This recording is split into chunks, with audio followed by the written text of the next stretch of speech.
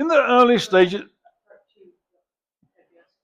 part two of the military years. In the early stages of the war, not all areas were considered operational areas or hotspots. Some of the courses I particularly enjoyed were tracking courses and survival courses. Not only were Rhodesians the participants, but I can remember clearly that some were South African and Israeli pilots. What a change of roles that was. We, I in particular, or some of us, were used to being bossed around by the blue jobs, being pilots. But this time the roles have changed. And now the skunks had to listen to us as being the course instructors. I loved that. What attracted me so much to these courses was the fact that I practically grew up in the bush, always hunting, fishing, and camping. These activities ensured that tracking animals and, being able to live out of what nature provided came to me naturally. What I did not already know, I enjoyed learning, doing tracking and survival courses. Survival courses were extremely interesting, and so many aspects of survival in the African bush were covered, including edible plants, sources of water, edible insects, food preservation, how to make ropes, snakes, make ropes, snares, not snakes, making fire, wood to avoid cooking with because of the poisonous fumes, first aid, navigation, building of shelters, and so many other aspects.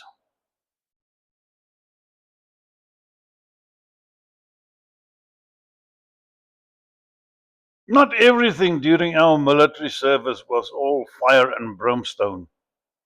We had our humorous times as well. At our HQ base in the Zambezi Valley, I literally nursed a pawpaw tree, a papaya tree, into a stage where the loveliest fruit was just about ready to be harvested. A darned baboon male discovered the papaya tree and made off with some of the fruit. And I decided to have my revenge and take action.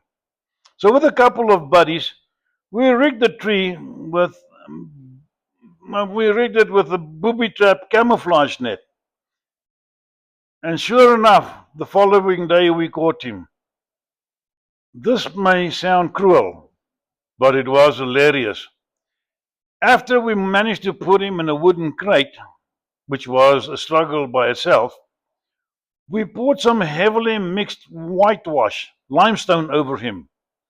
And when it was dry, we took this baboon to the garbage dump, a couple of miles from camp, where we knew his mates regularly came foraging for something to eat.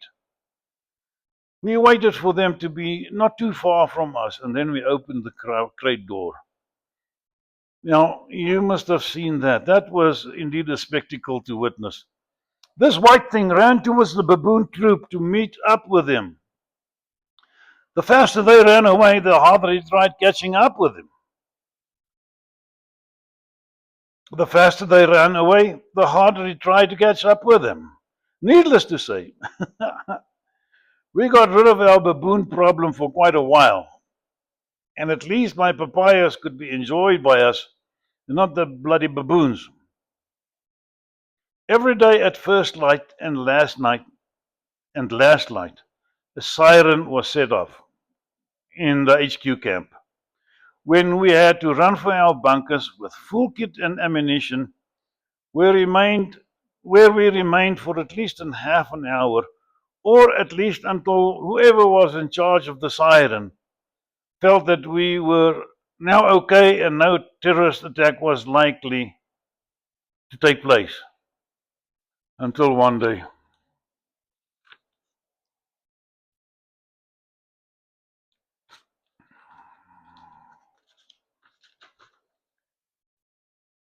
It was still pretty dark, and someone to the left of the camp, left of the hill, saw movement coming up the hill. Now, there's no time to wait. All hell broke loose with the troops on our left, letting loose with all their available firepower. This went on for probably a minute or so, but their fire was not returned. How could that be? Our guys stopped firing. Tense moment followed. Then one chap realized that what was going on. The movement coming up the south side of the hill were from a troop of baboons looking for a suitable place to sleep. Not everybody saw the situation as amusing. And of course, the following morning, we had to gather all the poor damn dead baboons and bury them. Not everything was funny though. Some incidents were downright embarrassing at the time, although looking back at something I can now laugh at. I remember coming back from a patrol and I was working pointer with the MAG, medium machine gun, and I put the thing, well, I probably let it drop in next to the side of my bed. And I saw there was a guy in civilian clothes there, but I did not pay too much attention to him. So I got rid of all my ammunition and webbing and whatever. And this guy in his civilian clothes asked me, "Aren't you going to clean that rifle?" Well, first of all, I looked at him, the dirty looks, and I said, "Oh, the audacity, who's this bloody civilian asking me this?"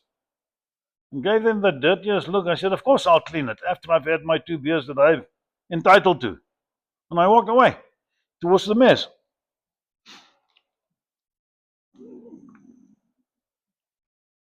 First, I first went to have my shower, a fresh shower, and got on some clean clothes, walked towards the mess, only to see the civilian also being in the mess and talking with the officer commanding. And when most of us were there, officer commanding, of course, took over and called our attention to the fact that the person in civilian clothes visiting us for the weekend was nobody other than General W.P. What was his last name? W.P. Lowe, the head of the South African Army. If only I could sink into the ground. Because I was the guy who back-chatted and cheeked the head of the General W.P. Lowe, the head of the South African Army. If only the earth could swallow me. Later on, I dared walking up to him to apologize for having sounded rude. And I said, but that is one. But the other one that I have to apologize for is the fact that I didn't recognize him as the head of the South African Army, at which he laughed at me for the comment, saying, well, he doesn't blame me at all, because who on earth would expect a guy in civilian clothes visiting your unit to be the head of the army? Well, all's good, all's well that ended well. I remember another incident that was funny. I recall working with a guy with the name of Dave Hawkes, who was in the special branch of the British South Africa Police. always wearing civilian clothes, no police uniform, always. The special branch, they worked in civilian clothes. And I often went with him, whether it was for formal duties or not. I often went with him, when he went on a riverboat patrol or went downstream to go and visit one of the other units, and I was not needed in camp that particular day, I went with him.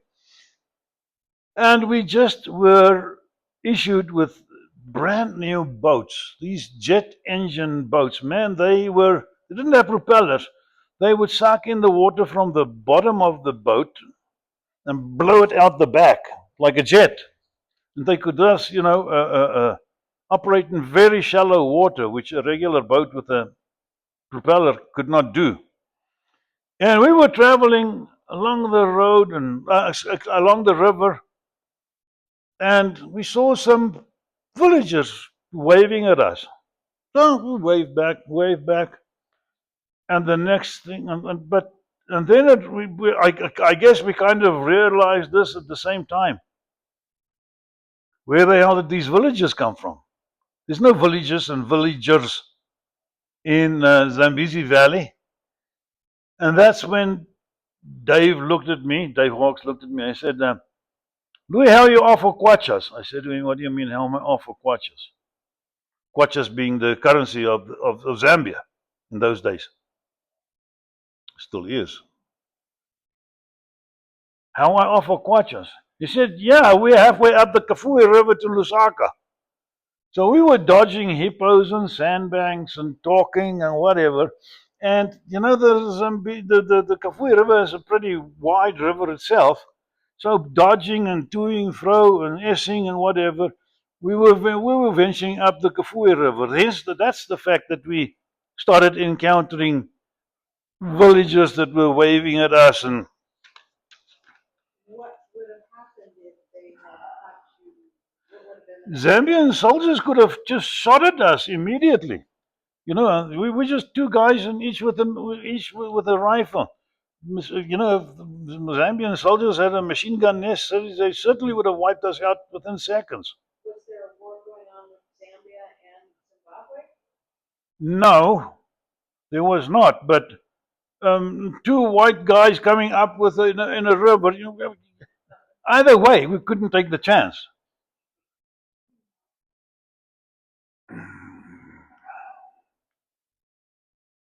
Well, his first words were, okay, he said, holy shit, we are halfway up the Kafue River on our way to Lusaka. Let's get the hell out of here. And that what happened. Amazing what can happen when you are relaxing and not paying attention to what you're supposed to be doing. Somehow dodging hippos, islands, sandbanks.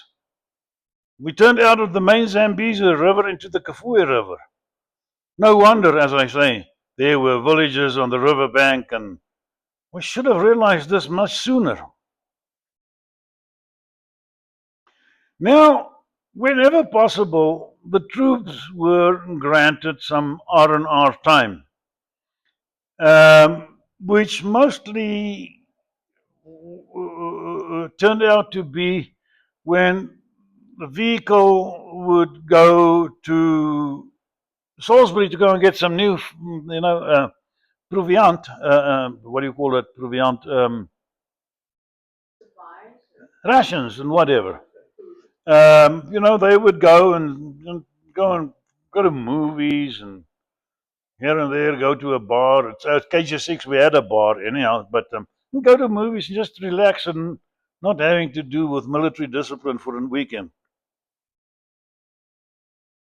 And I remember I was the driver that particular time, and about 2 o'clock in the morning, I was woken by some of the guys that were on R&R, and there was a Rhodesian policeman with them.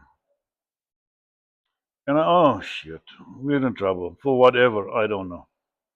It just turned out that some of these younger troops, hot-blooded young guys, went and visited paid a visit to the Queen's Hotel which was strictly out of bounds for troops. You can imagine. Why was it out of bounds?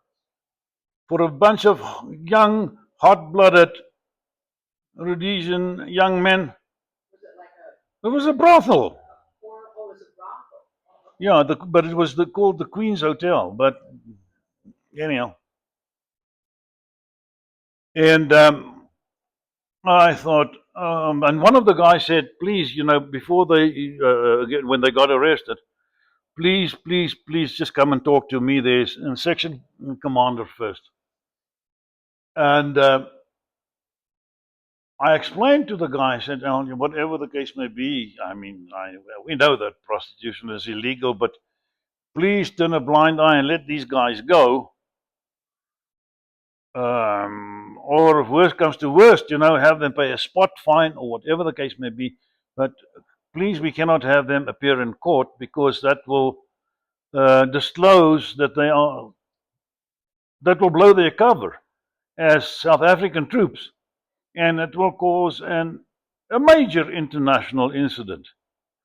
Luckily, it was the policeman that immediately saw what could happen, and he let the troops off with no repercussions. Now there was another thing. That same damn weekend, on our way back, Sunday morning we left. On our way back, going just past Marangora, going down the escarpment, we hit the truck. I can't remember if I was driving or somebody else. Hit a damn warthog. But we could see, in the mirror or whatever, that the back of the warthog was not dead. It's just the back was broken. And we stopped. I got out and I shot the warthog just to put it out of his misery. And then I realized, oh shit, we're not even a mile away from Nature Conservation's offices. And I said to the guys, we got to turn around and just go to Marangora and go and just report the case so that they're not too concerned about where the shot came from and why we shot, or why I shot.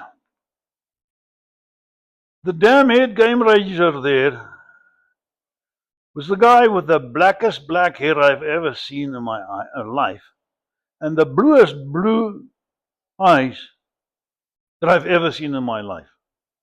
A guy with the name of Edwards.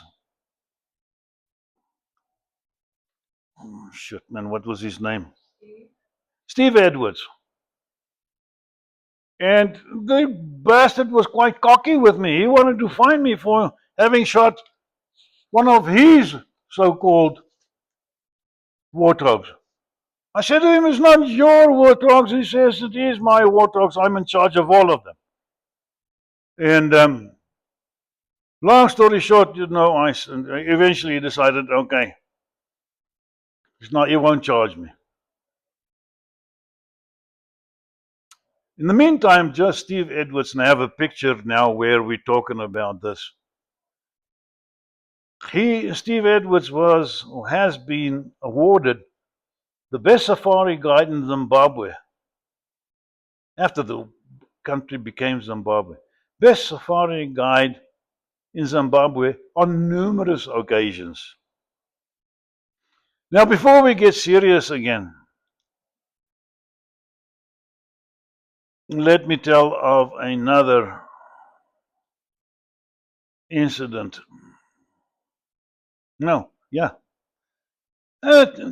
25 years later, I was attending an Indaba show, Indaba tourism show in South Africa, in Durban. And I look at this guy and I think, wait a minute, I know this guy. And of course, then I realized it was Steve Edwards. But by now he had a grey beard and grey hair. And I went to talk to him and I reminded him of that incident. He says, yeah, he remembers it very well. He remembers it very clearly, very well. Oh, now nice to see each other again. I said, it's not that nice. You need to go to make it good to me for scaring the hell out of me. Beers are on you tonight. And yes, he paid for the beers that night. Well, another amusing story. Yeah, as I say, not all stories was in fire, brimstone, and blood and guts. We were on a patrol, and it was my platoon in an area not too far from the South African border one year, and man, we were hungry, we were thirsty, it was probably a 10-day patrol or whatever, and we probably into 8 or 9 days already, and getting hungry and thirsty. And we came on this little shamba being one of these local farmers' little field. And there was a bunch of wilted cucumbers on this thing, and we dove into those wilted cucumbers. We were just hungry, thirsty, whatever. Oh my goodness, we got so sick. We got so sick. Have you ever heard of Jippo guts? Well, Jippo guts is more or less the same as Montezuma's revenge, if you can call an explosive diarrhea. But we all came down with food poisoning. It was so bad that I knew the guys could not walk back in the weak condition that they were. So I had to do what you seldom do, and you have to have damn good reason to do it. Otherwise, it was hell to play. But I called in helicopters for to evacuate us and take us back to camp for medical treatment. And hmm, I think we were about, it was not the whole platoon, we were about 10, 15, something like that. But man, to this day, I've never eaten a cucumber again. And I won't.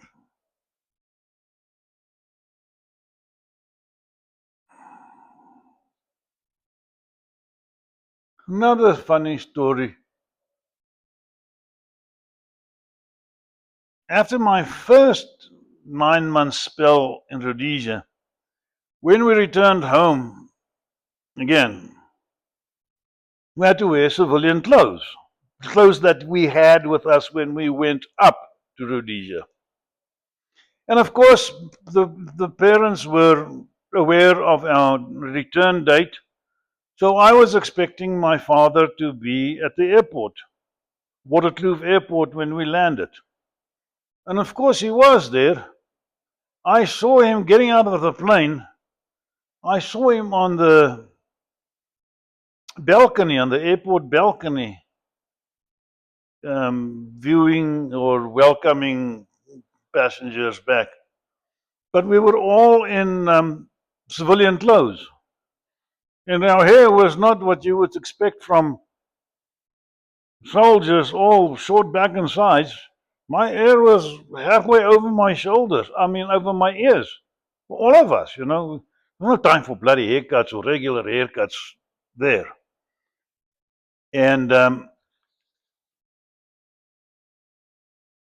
as we deplaned and walked back to the terminal building, I saw my dad standing on the balcony. He must have been pretty confused because the only people who deplaned were civilians. Civilians. He expected fully kitted soldiers in military uniform.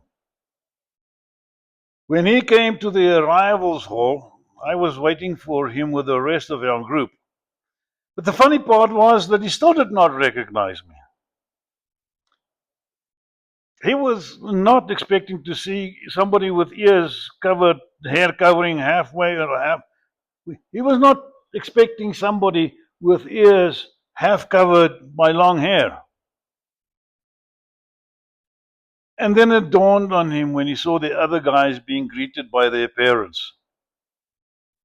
What a happy reunion. Hugs and smiles on everybody's faces. We were treated to a 2 days pass, after which we had to return to our base in Voortrekkerhoogte. The next day was our passing out parade. You asked me the other day, what was your passing out parade? It means your parade, your final parade, your farewell parade, out of uniform, back into civilian life, and that was it. Now, a day or three later, when I was back home, another incident that's hilarious looking back took place. It was at the lunch table, and I could not reach the butter. And I looked at my mom and asked her to pass me the butter. She was somewhat startled and said, "Excuse me?" Meaning she was waiting for the word. She was waiting for the word "please."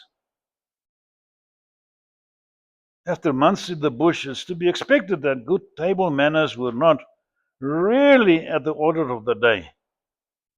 Again I said, "Pass me the butter." And her answer was, "Excuse me?" And that's when my short temper kicked in. I said, "Pass me the fucking butter." And she burst out in tears.